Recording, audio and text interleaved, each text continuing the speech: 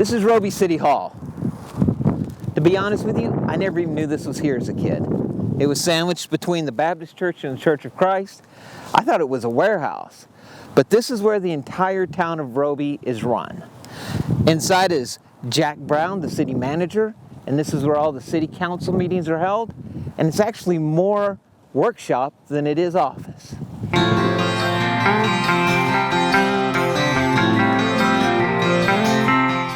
Jack Wayne Brown, City Manager, City of Roby. What does city manager mean? What are your responsibilities? Main responsibility, water service, sewer service, trash service, the basic services of a city. My name is Elias Castelo Cepeda. You go by Eli? Eli. I'm the head of maintenance here at the school. And of course, I'm the mayor of Roby. And I kind of supply at First Baptist Church when needed. And a little bit of everything. You actually have criminal court, but the main objective in any county judge is you're the chief financial officer over the budget. Really? Yes. I didn't realize that was in your purview. Yes, that's probably the biggest and the most conflict of all of it. 2 weeks ago, the city of Sweetwater was doing some maintenance on a water line, and they shut the highway off. Just turned off Roby? Yeah, just turned off Roby. So they blew apart this line that supplies our tank, so they kill it, which kills the highway. 2:30 in the morning, my phone starts ringing. First of all, it's the sheriff's office, because if people on the highway run out of water, they call 911. And they called us that a backhoe had hit a main water line between here and Sweetwater, so me and this other guy had to go fix a water line deep in mud, So the mayor of Roby physically went out there in the mud with tools and a backhoe and basically got in the mud and basically fixed the water line. I helped in fixing the water line, and I would love to do that. I would love to help Jack more, and on occasion I have, and more times than none he's helped us. Yeah. But it's a small town. You're a working mayor. You're not, you're going to do what you can for the community. And people want the same service they had 20 years ago. Well, we don't have the same money, so something has to give at some point, and it's real hard to. And we've maintained so far. We're trying to squeeze a little there and a little here. The good thing, probably starting next year, we're going to have some wind money come in with the turbine. Today was a good day with city council meeting. Yeah. You get to talk with all your council members, and then you handle your business, and then you get to share in the meal. So it's just a little bit different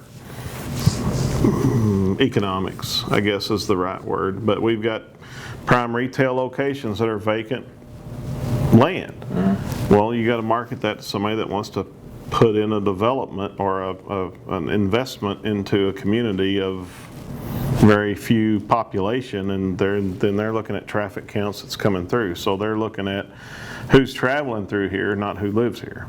And commercial's a different brainwave than residential, who they don't care about having a subway here in town. I just want to raise my kids in a small town. Cost of living in Roby, to have a little house and live in Roby, how expensive is it to live in Roby? It's not, and it's gotten that way. I've been chewed out by locals and real estate agents and a lot of people from this area, because I stated 20-something years ago I bought my house for $10,000. The official days on market is about 300 days. Wow. And theirs is one of the longer ones. I've had one go as long as 7 years. You have to drive 10 or 20 miles to go grocery shopping. So it costs a little bit more to do that. But if you don't eat out every night and go crazy and have to have the newest stuff all the time, you live very comfortably in Roby. Somebody told me you can actually spend more on a new truck than on a house in Roby. You think that's true? I've never paid for a house what I paid my last vehicle.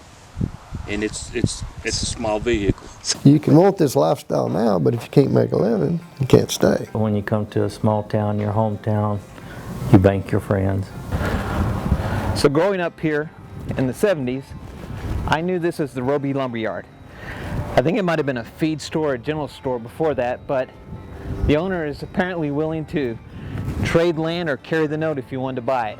I have no idea how long it's been vacant, but revitalization is possible, like embroidery ink.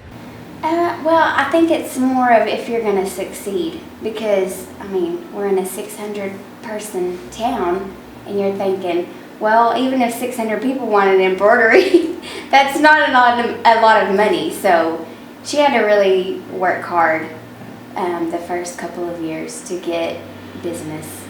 It was a lot of going and going back and going back. So.